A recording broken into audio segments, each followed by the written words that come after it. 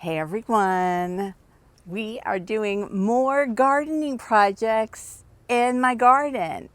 Imagine that. This one's going to be fun. Well, this is just the first of what all I'm doing in this video, but it's going to be fun. I'm looking forward to it. Let's go. Oh wait, but I almost forgot. First, we have two gorgeous butterflies to release.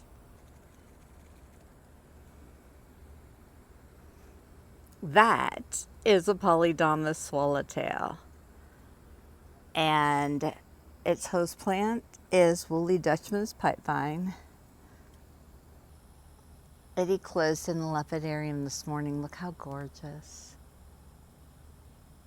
I am so hoping that these guys are going to lay some more eggs and that this is not the end of the season. They have to lay more eggs, right? And then the next ones would overwinter, right? Tell me I'm right, because I really, really, really want to raise more of their caterpillars.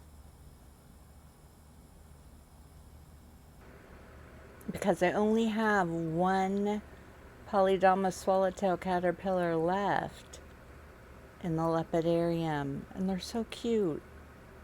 Okay, let me get the other butterfly.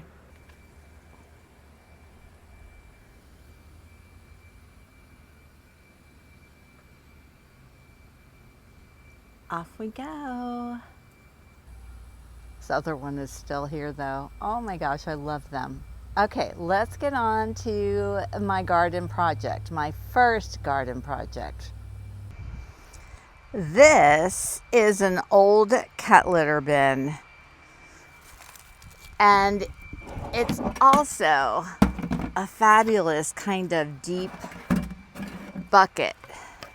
So I'm going to turn this into an aquatic planter and plant some swamp milkweed in it, because the swamp milkweed is so much happier in a wetland setting than just in the ground. And I want my swamp milkweed to be as happy and healthy as it can be for monarch caterpillars as well as queen caterpillars. Soldiers host on it too, but I haven't ever seen any here. So let me get it set up and I'll explain how it's going to work. This is my little test planter that I did. This is a little shallow bin. It has no drain holes in it, and it is very soppy wet in there. And the milkweed growing in there is doing very well. It just all got eaten down and it is growing back very quickly. This milkweed right here, I recently cut back because it was just bare sticks and it wasn't growing back. This milkweed is in a non-aquatic setting. You can see it's starting to grow back at the base, so that's encouraging. I'm going to dig this milkweed up from this spot and put it in that cat litter bin. And I have the perfect place to put these big bins that aren't particularly ugly, but they're not something I want seen in my garden. Remember in, I don't know, a video or so ago, I showed you the space that I made. Well, look at there. Perfect spot for this bin. Behind the scenes, you'll see it, but from in front, you won't. And it will be a great spot to put some swamp milkweed. So you can see in this bin, I've already partially filled with the remnants from my compost bin that I use in my garden room. And I'm going to place the other bin right beside it and partially fill it with some debris left from the hurricane. And then I'm going to top it off with potting soil. So about halfway full of debris, and now I will top them off with potting soil, just cheap old potting soil.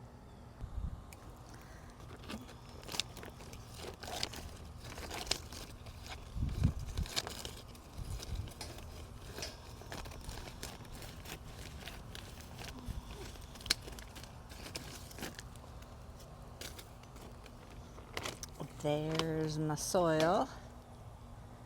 Now I'm gonna pour it in.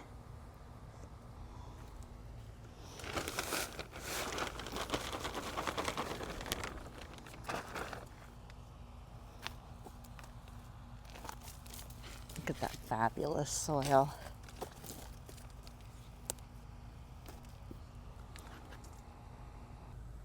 Now I'm gonna dig these little guys up and one by one move them over. This space back here gets fabulous sunshine, so they should just love living here.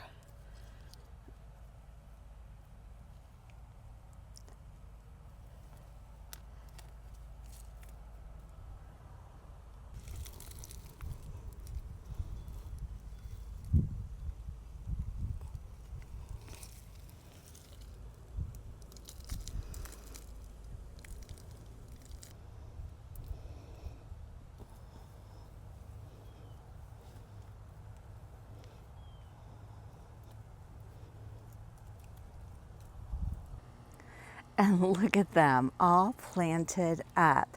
I have a little bit more space in this one here. I would like 6 in each one. This one has 4. This one is filled. And it's going to be so fun to come back here and check and see how they're growing, but also, I don't know, I just feel like it's going to be a little monarch caterpillar cove. Oh my goodness, am I coming up with like the Maypop Mansion? This is going to be the caterpillar cove. You know what? I just thought of something else, but I'll save that thought for another video. Oh my gosh, what a good idea though. Okay. So we're all set. Now I do have a little bit of room there, but I did tell you I placed an order when Joyful Butterfly had their 50% off closeout sale. I bought some swamp milkweed, so I probably put a couple of those in the 2 empty spots. So that's going to work out great. I'm glad I did the test one. I'm glad it's working so well. I think the milkweed's going to be much more happy there, and the happier your milkweed is, the more leaves it produces to feed the caterpillars. Hey everyone, it's Thursday morning, and I've been out doing some work in my garden because you know it needs a lot of work.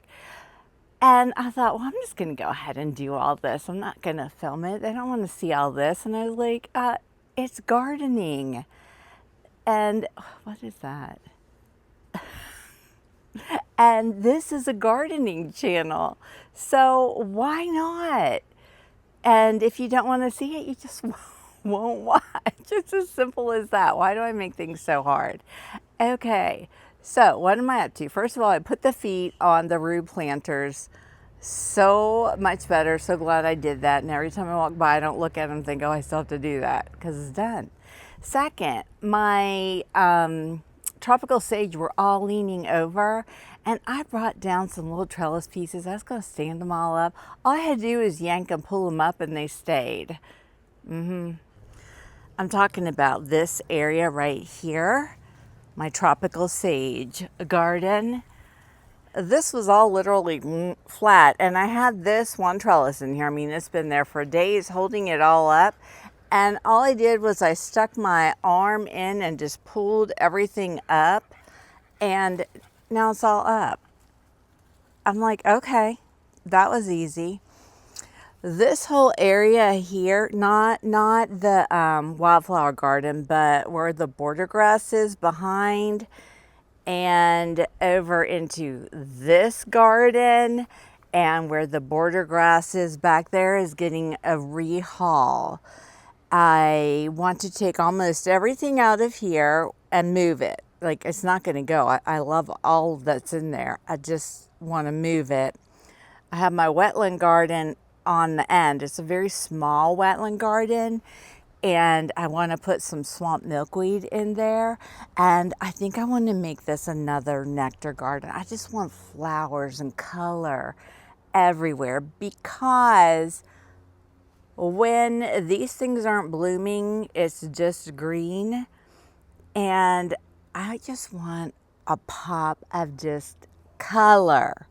Like I can throw in the spring, like zinnias in here, Mexican sunflower, put some pentas in, just wall to wall color. So that's what's going in here. It's going to go all the way back to the split leaf. And so I'm going to take out that back row of border grass, and I'll probably frame in the edge here, which has no edge.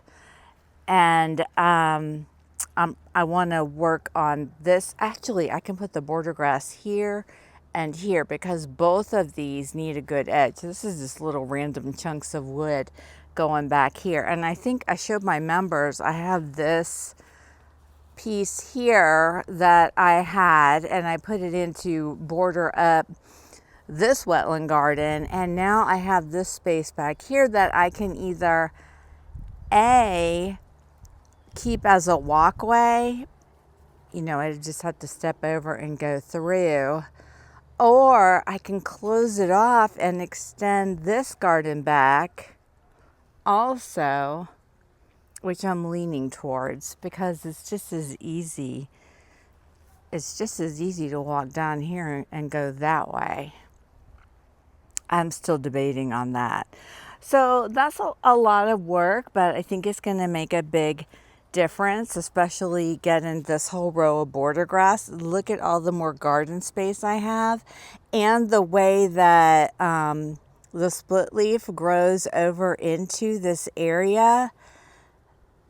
I can put some like lower weak kind of like filtered shade plants up under there, and I don't know, just fill it in. Just fill it up with flowers. That's what I want. Filled with flowers. So, gosh, that's a lot of work. First things first is digging up and moving out. So I'm probably going to put a lot of it over just right across there, over along the Florida room, because there's lots of space there. And I really want to get some of these not frostweed. Oh my gosh, I was so good about remembering to say snow square stem. And here I am saying frostweed again. Snow square stem over there. A whole row of snow square stem would be fabulous. I've already moved a few over there. And what would be cool about that is that I have firebush, my snow on the mountain, and snow square stem. If I get those in there, it'll be the snow and fire garden. Isn't that fabulous? So I'm going to go do some stuff and things, and I'll be back to check in. That's where I am. So I just totally redid my garden. Like this whole end of the garden in front of the Florida room, redid it. I mean, literally again. I came in for a moment and somebody commented that their grandmother said, if you have a garden and you're looking at something you don't like, get rid of it. And on that note, I turned around and I said, yes, why am I sitting here looking at something I don't like when I can make it something I like? And I didn't get rid of anything. I just moved things around again. And it's completely different. So here we are. Things are looking relatively normal until come around the bend here. Oh my. Look what I did. Let me see what's the best way to explain it. This walkway is the same, but it used to go over here, and then this walkway split and there was a part that went down there. I got rid of that and enclosed it in. So now I have all this more garden space for Florida native wildflowers that are not tall. Notice the tall things are not in here anymore. They're somewhere, you'll see. And so this walkway still comes in, and then you go up to the potting tree house. And then that is new. So let me go show you where that goes.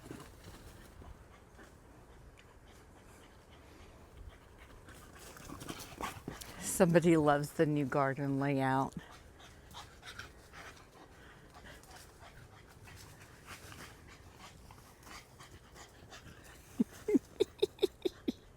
Okay. I can't walk in the walkway because he literally will run right into me when he's doing that. All right, so then here's the second walkway. All that's cleared out, moved. And now this walkway goes straight across. And then you can go either up to the potting tree house or to the red trash can, which is reminding you to tap the like button. So my Florida native wildflower garden got bigger because it now goes from the border grass there all the way through here back to the border grass there. So this is all new space to add some more Florida native wildflowers that are short. And then this is going to become a new nectar garden. And then this is the wetland garden. And look, I planted this one needs staked up, hang on. Cardinal flowers. I planted my cardinal flowers in here because they love water. And look at how beautiful it is. So what will grow up in here is my scarlet, hibiscus. My scarlet hibiscus will come up in here. Right now it's dormant. There is some aquatic milkweed. There's one. It's like barely a stem back there. And this is the twin flower. I've got 3 of the cardinal flower. The scarlet hibiscus will come up. Oh, and the Orangeum tegrifolium completely died back, but it is in that area. So it will probably come up again. And then behind it, not wetland garden, is going to be a new nectar garden. It's going to have, my tried and true favorites like pentas and I don't know, I might try some new things, zinnias. So there'll be just big clump of color. And then I haven't done anything here yet, but I have plans. So I'm going to keep my bench there. And this is going to be bordered off. I've got to get some bigger pieces of wood to just do that little section right there. And I'm going to leave this a walkway because then I can bring the hose through here and sit on my bench and water, which is going to be fabulous. So where did the tall things go? Oh, I'm so glad you asked. They're right there where they should be, like behind other things, up against the Florida room, and all down the side there are like the snow square stems and the partridge pea, and they're looking sad, but they'll come back. And I had this, see this tall trellis here? I had this trellis piece up front by where my hose is, and it had corky stem, passion vine on it that all died, and there was only a little green at the top. So I worked the trellis off. The corky stem is still there. It's just not on anything. And I put it here because it's a beautiful trellis. It's tall, so it goes really well beside the goldenrod. And the liatris is actually fallen behind it. It's kind of, see it back there? So it's still here. And then this is where my pipe vine is. So I got it started going up this big trellis, and I'm actually going to plant some more down in there because I have lots of it. So gosh, I did a lot today and I love it. I had the best time out here. And you know what I love the most is that I have a big patch of dirt I have a big patch of dirt in my garden and I'm gonna fill it up with flowers and I love it. And I also have some more things to put in here. I have 3 more asters that are different varieties of Florida natives that I had ordered, and they're still in their pots. But we're not going to do that right now. That will be for another day because this was a big day and I still haven't eaten dinner. It's after 5 and I've been out playing all day, so I need to go in. And I just love your comments are so always uplifting, and sometimes you never know what your words are gonna inspire me to do, because this is my garden. I should love it, right? I did not love the tall things right there. So learn from me. Don't plant tall things in the middle of your yard. And just that's why I go back and make my past seasons for members only, because once I've learned not to do something, I don't want somebody to go and watch one of my old videos and think that's a good idea to do when clearly I've lived through it and it's not a good idea to do. So each season I go back and make like the 3rd one behind members only. So there's 2 live seasons for everybody, and then all the old ones are for members. And if you're not a member and you want to see the beginning of this garden, join. $4.99 and you can go back and watch the whole year of what I did, from putting in the patio, I mean everything. So anyway, $4.99 a month. I know I'm always plugging my membership, I'm sorry. Look at all the little Atala caterpillars. Getting ready to pupate, most of them. They're all in their little, it's not a J, what do you call it when they like, is it like a C? They kind of just curve out. I don't know. I think it's cute how those ones are all together there. Can't wait to have a bunch of Atala butterflies flying in my garden. Positive thinking, positive thinking. Okay, I'm gonna walk a loop and we're gonna get this video up. What an interesting video. Y'all, I had the worst time writing titles because my videos are like so many different things. I mean, the title of this video could be potting swamp milkweed in a water-friendly environment. It could be digging up and rearranging your garden. It could be creating a new bed for nectar flowers. So it's like, oh my gosh, how do I tell the YouTube algorithm all the things that are in this video in 100 characters or less? Y'all tell me that. That's my question.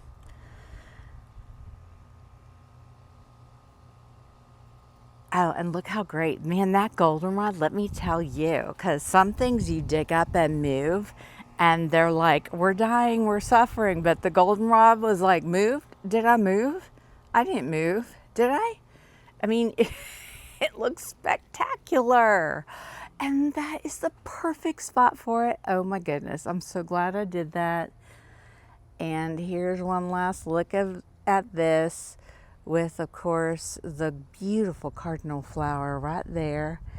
And I'm just so excited to have new old space to garden. And on that note, I'm going to go and upload this and think of what am I going to write for a title for this video. And you'll be watching it tonight, hopefully. And I will see you in the next one. If you haven't tapped the like button, tap the like button. Join the Milkweed crew and subscribe to my channel if you haven't already. Bye.